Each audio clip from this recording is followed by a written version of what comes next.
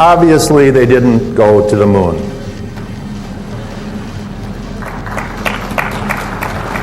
The United States did not go to the moon. The Russians knew it all along.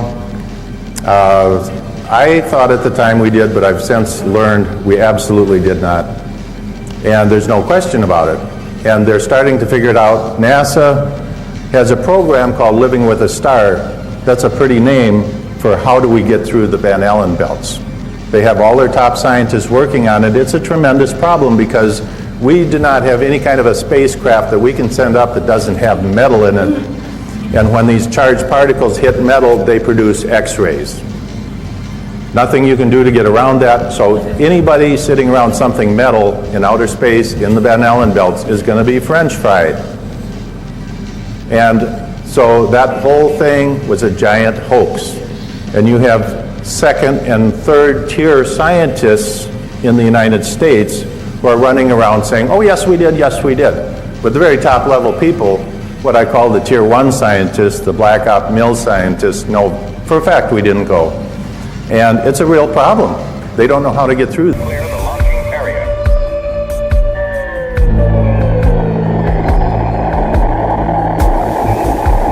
NASA spent gigantic sums of money during the 1960s, but most of it was spent on the ground, not in space.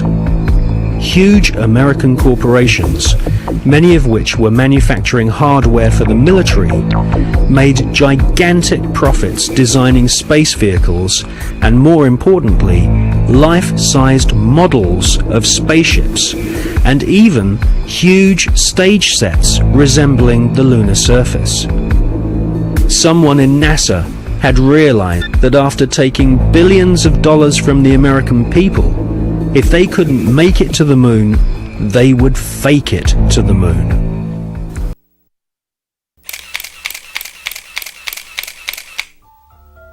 And what of the photographs? What do they tell us?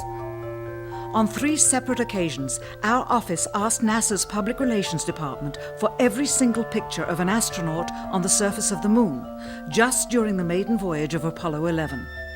Many duplicates were sent. In all, fewer than 20 pictures were found, including first-hand investigation on site at the agency's vaulted archives. Quite surprising, considering the historical significance of the event. These very photographs are the same ones circulated year after year on anniversary commemorations. It is estimated that in just the first 60 minutes on the moon, motivated by the tenuous nature of the circumstances, many more exposures could have been expediently taken. Also surprising is the scarcity of photographs of the mission's chief pioneer, Neil Armstrong. The greatest achievement in human history, and of the man whose first step echoed around the world, dawning a new age of scientific enlightenment, there is only one full-body picture of him on the moon, besides this ghostly reflection. This one, taken by an automatic camera mounted on the side of the lunar module. Perhaps he feared liability should the whole conundrum later become unraveled.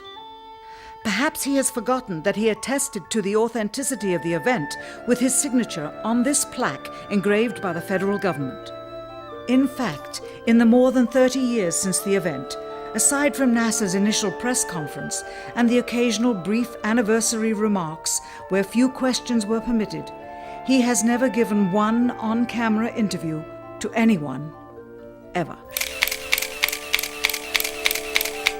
From an analytical standpoint, photographic anomalies have to be sought out with an understanding of lighting and shadows. The most straightforward is simple. When objects are lit solely by the sun, as all the scenes on the moon were said to be, after all, lighting equipment was not only impractical, it was unnecessary in bright sunlight, then all shadows, regardless of the landscape, will run parallel with one another and never intersect, as shown by this example. In these seldom seen photographs, obtained from a rarely used auxiliary NASA archival site, it is clear that these scenes were lit with artificial light. These shadows, which are cast at different angles, are evidence that a second light source is being used. In addition, the sun would not cause an isolated hotspot like this, only an artificial light would.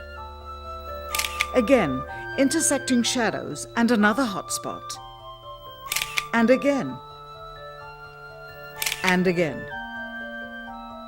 It is simply impossible for this picture to have been taken with sunlight on the moon. Here, the shadows are shown to be as black as pitch. And yet here, completely in a shadow, the astronaut is lit up like a Christmas tree. How can this be? Or this, on the shadow side of the lunar module. In this magnification of an Apollo photograph, a rock, very likely a papier-mâché prop because of the crease here, is categorized with the letter C. In later releases of the same picture, the letter is gone, probably airbrushed out.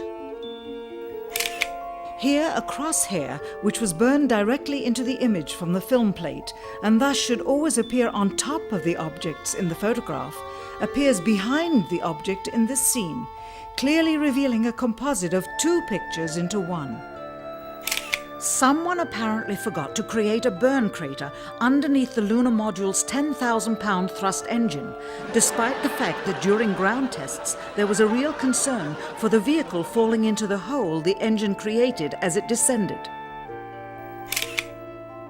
Here is a depiction based on the latest specifications and scientific data.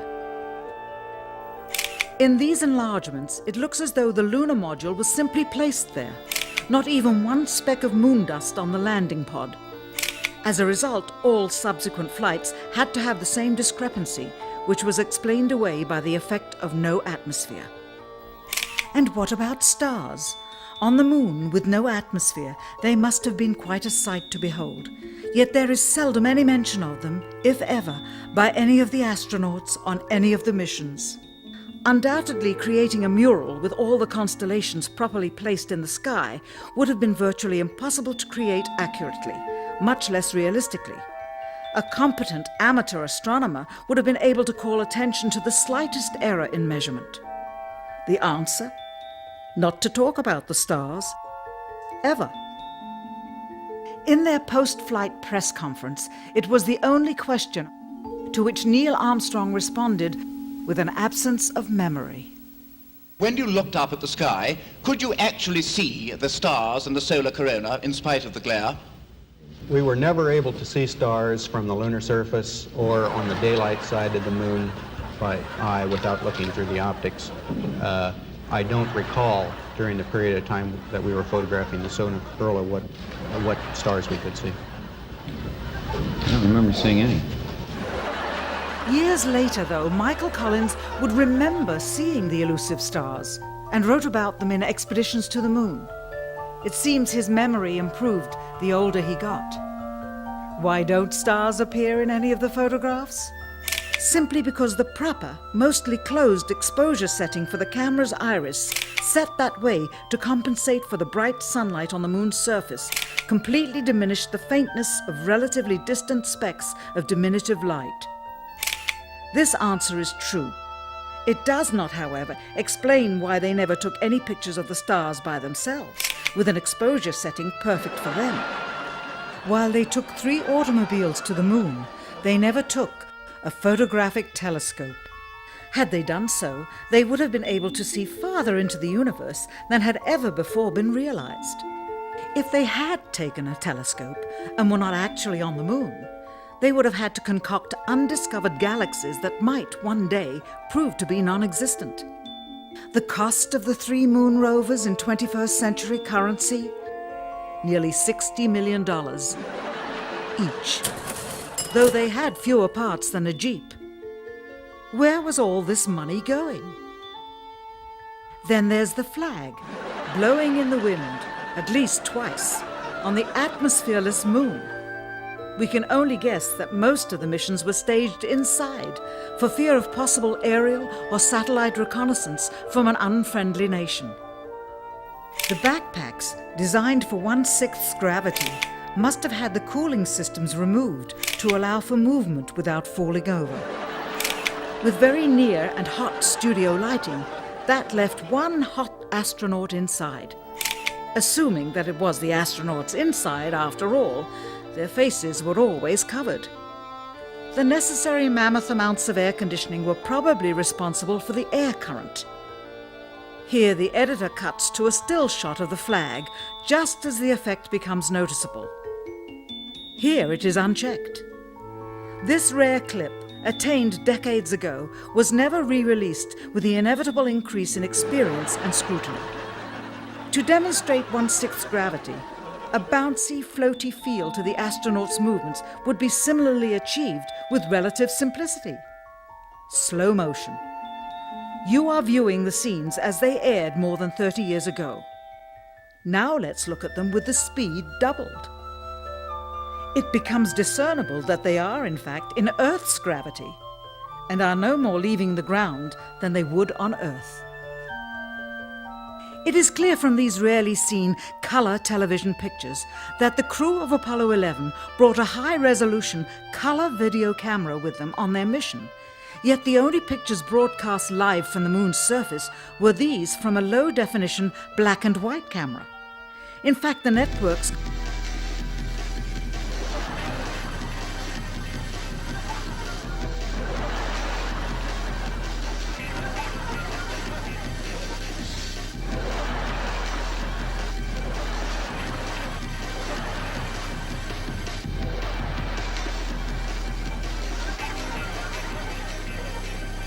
Later that evening, they were said to be walking on the moon.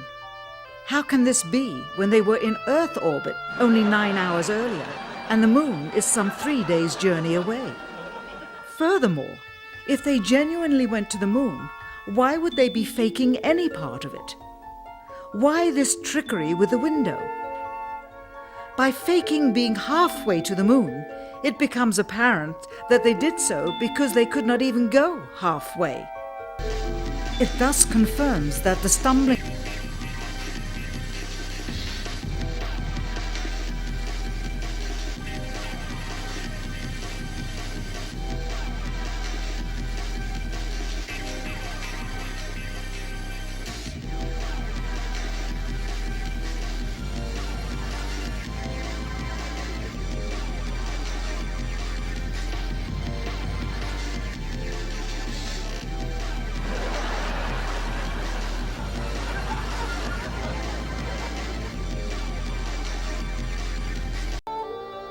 We now realize that perhaps the reason Neil Armstrong has never given an on-camera interview is because he doesn't want to lie anymore.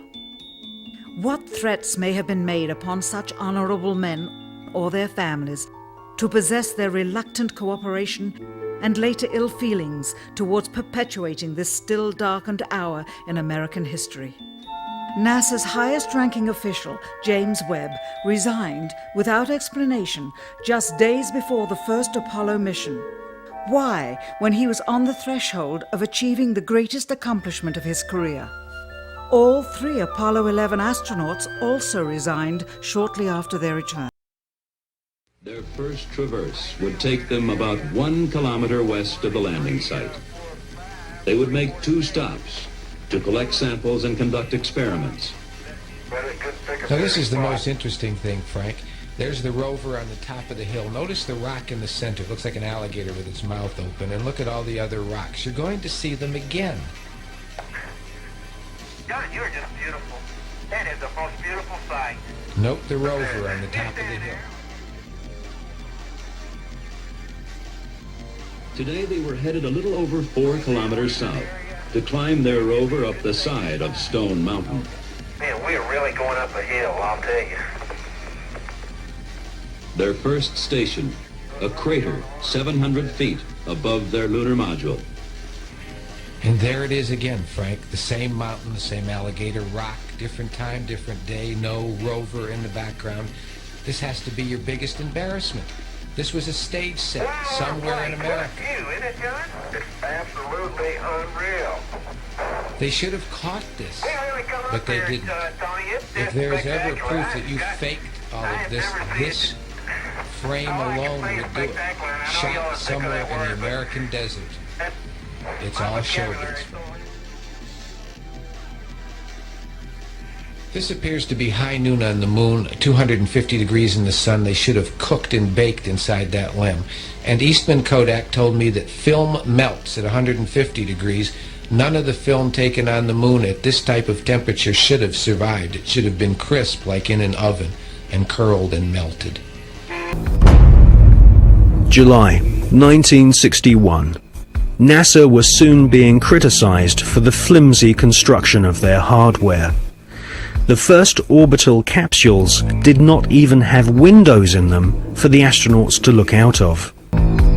The prototype lunar module, known as the LIM, had serious stability problems.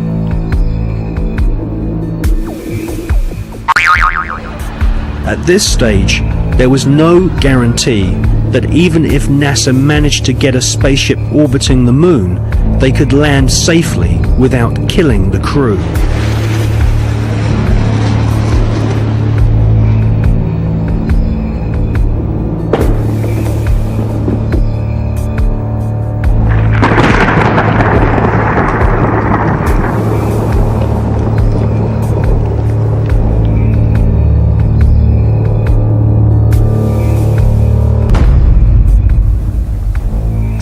Could the footage which we see of the LIM approaching the moon be filmed in a TV studio?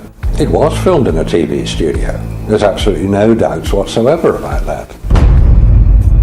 And the way that this film was created was by the use of models. There's nothing secret about the models. They exist. You can go and see them today.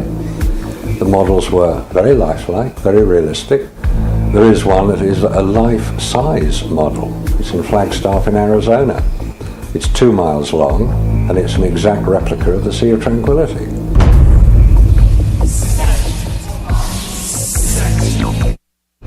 The photographs were used to create from those images the replica of the Sea of Tranquility, so that if it was flown over in a helicopter, it would appear as if it was a spacecraft approaching a similar area to land. So yes, all the scenes of the lunar surface were filmed on Earth.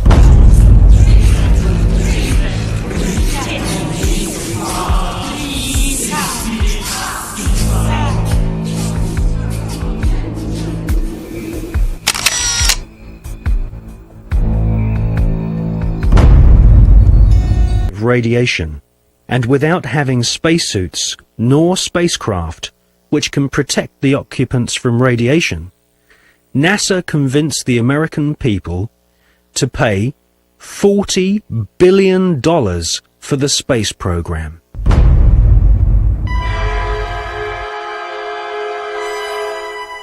The most lethal forms of radiation, of course, are at the higher end of the spectrum. That's gamma rays and X-rays. We know what ultraviolet can do. If you stay out too long in the sun, you get sunburn and skin cancer and die, and it's all very sad. But gamma rays, and X-rays especially, are particularly lethal to humans, unprotected humans. There was no protection that I have been able to identify. I've found no reference to it. I found nothing that will tell me what level of protection is offered. So I have to assume none was. I've contacted the manufacturers of the spacesuits, and they said there was no radiation protection built into the spacesuits. Because I asked them if these same spacesuits could be used by technicians to go into Chernobyl or 3 Mile Island, because the nuclear reactors produce the same radiation as produced in space. They said no, not advisable, no protection.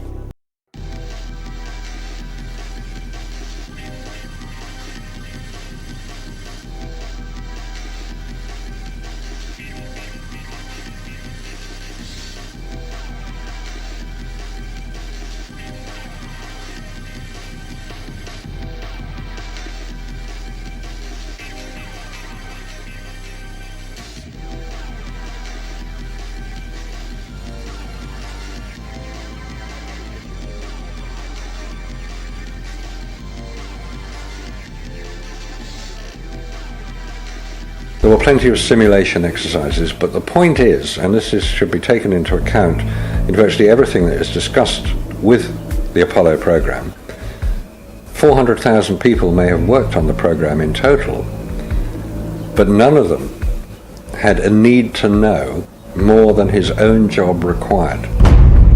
The people who were making the rockets didn't know what the people who were making the spacesuits were doing, because they had no need to know about that. Their job was to make the best models and the best simulation of the lunar surface that they could. And if we come up to this picture here, we see the 3 scales on which these models were built. We have here the whole moon as one unit. It stands about 20 foot high. We have here behind it a section of the surface of the moon. You'll notice it's curved. And here we have a more detailed section of the lunar surface. Okay, I'm talking with Bill Kaysing, and Bill Kaysing is, you might call, a pioneer in this whole issue of getting at truth and reality, and specifically in the area of the Apollo moon missions, what happened and what didn't happen. And when the module set down on the surface of the moon, the amount of propulsion that would have been required to do that, and it leaves no cloud of dust, no crater. Having seen hundreds of rocket firings when I was employed by Rocketdyne, I know that the jet of the lunar module lander, the lunar lander, would have created an enormous crater. It would have scoured the moon's surface. It would have tossed up rocks, sand, everything, and created a crater maybe so large that the entire lunar lander could have sunk into it. After all, we're dealing with a 10,000-pound thrust engine, which is pointed directly at the surface, lowered into the surface, and yet, if you look at pictures of the lunar lander on the moon, there is no disturbance whatsoever under the lunar lander's rocket. And no dust deposited in the pads, the cup-shaped pads at the bottom. That's another good point. Dust would have been blown 6 ways from Sunday and would have landed everywhere. Mr. Armstrong, Bart Sibrel, ABC Digital. Wanted to give you the opportunity to swear on the Bible that you walked on the moon. Will you put your left hand on the Bible and swear to God that you walked on the moon? Gentlemen. Mr. Sibrel. Yes? If you really walked on the moon, why would you not do that? So why don't you just put the end to the record in the argument and put your hand on the Bible, swear to God you walked on the moon. Mr. Sibrel, knowing you, that's probably a fake Bible. Really? Well, no, it's a real Bible. You have the opportunity to have $5,000. The meeting is not open. Well, you have $5,000 cash. You can give it to charity if you swear on the Bible that you walked on the moon. Please I have the tape. It'd be fine. Why don't you swear to... Why not? Why won't you do it? So why don't you put your hand on the Bible and swear to God that you walked on the moon? Mr. Sibrel is going to fool up himself in front of the world. Mr. Sibrel, you do not deserve answers. Any ill effects from the Van Allen radiation belts? No. Now, I'm not sure we went far enough out to encounter the Van Allen radiation belt. Maybe we did.